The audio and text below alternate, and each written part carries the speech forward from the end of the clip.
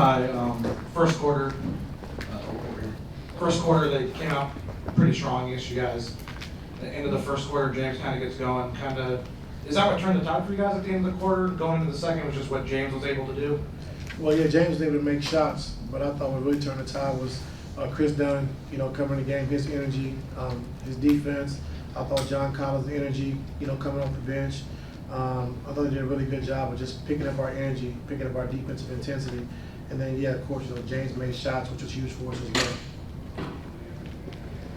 Coach, you talked about mentality. How did that kind of show itself on the defensive end of the floor? Like I said, after the first quarter, or after the first 8 or 9 minutes of the first quarter, I thought we did a good job just understand what they were running, how they were trying to run, the pace they played at, and then we was able to lock in, get more physical, to try to slow them down on their cuts and running their plays, and we did a way better job, from the second half of the first quarter all the way through. What do you like about your starting lineup right now? It's a good fit. How did that fit do so well to begin the second half? Like, they got off to a 10-0 run, and you said the other night in Utah before the game, you felt like guys are going to be able to score the basketball. It's going to be about the defense. Why was defense so much better to start the second half with those guys than it was to begin the game? Like I said, just seeing how a team plays, how fast they run, how fast they cut, and then what they're trying to do and how they're trying to exploit us. And so once we were able to lock into that and understand what they were doing, I thought our guys did a really good job of adjusting. I thought JBG did a good job of adjusting our defense, as well to keep them off balance, and we was able to do that really well as well. So,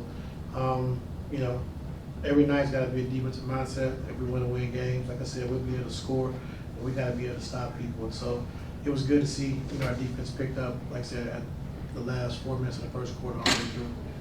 Coach, you're efficient from the charity stripe. You shot a lot of free throws, over 20.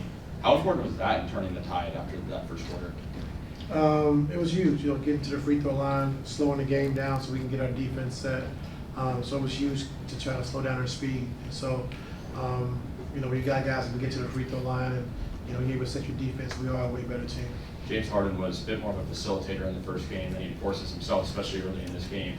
What kind of confidence does that give you when you kind of see both parts of his game flourish through the first two?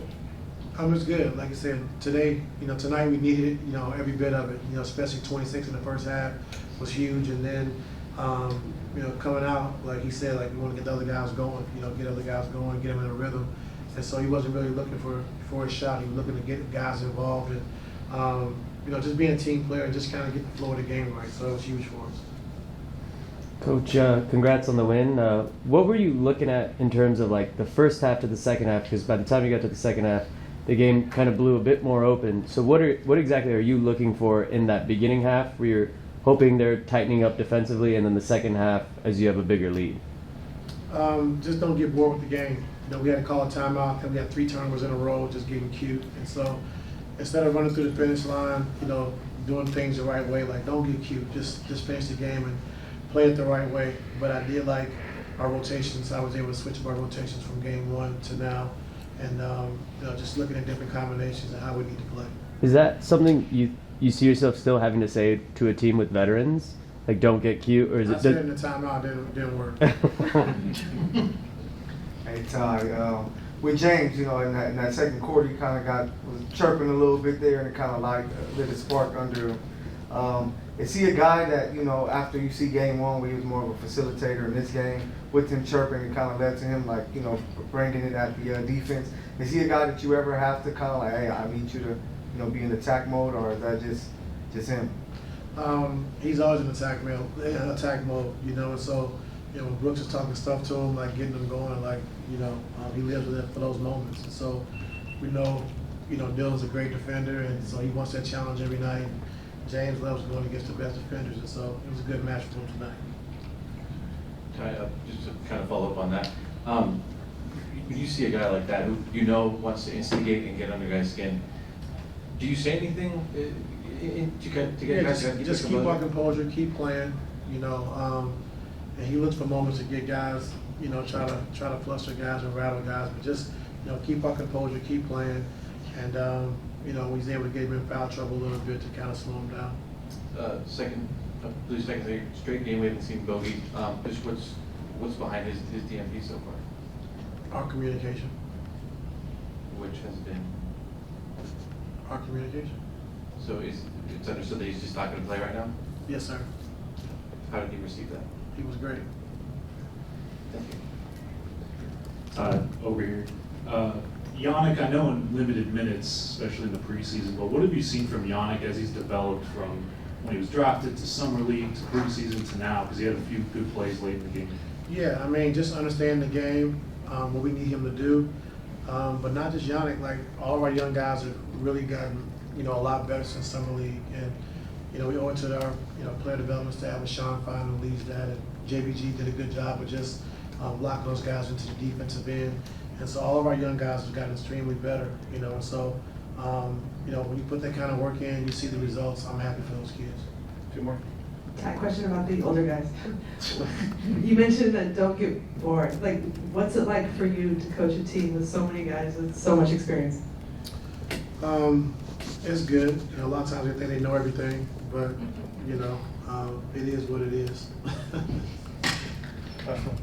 Todd,